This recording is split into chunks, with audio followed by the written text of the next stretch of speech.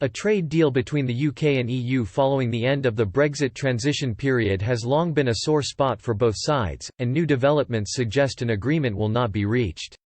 Why are the EU and UK in deadlock? The prospect of a trade deal between the UK and EU in time for the end of the transition period is becoming increasingly unlikely following a stalemate between negotiators. Government sources now believe that no such trade deal will come to fruition, and the UK will begin trading on the WTO come midnight on December 31, 2020.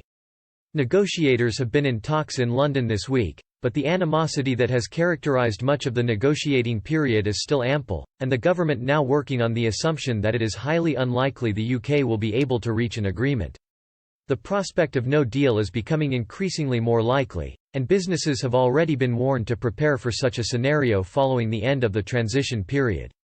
The lack of progress comes after a major think tank warned many UK businesses were unprepared for the impact of a no-deal Brexit following the coronavirus crisis.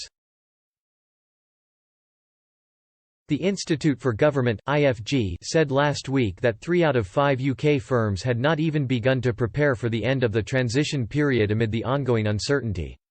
Prime Minister Boris Johnson and International Trade Secretary Liz Truss had hoped to conclude a fast-track agreement by late summer, which would be hailed as an early win from leaving the European Union.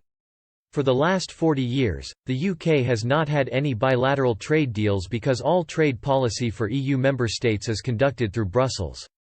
UK and EU negotiators began the latest round of negotiations in London on Monday, but remain deadlocked on the significant issues of fishing rights, so-called level playing field guarantees, governance of the deal, and the role of the European Court of Justice.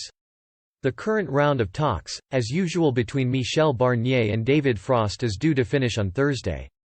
The UK is seeking a zero-tariff, zero-quota trade deal, but trading on WTO terms would mean tariffs on goods could lead to delays in the passage of goods entering and leaving the UK.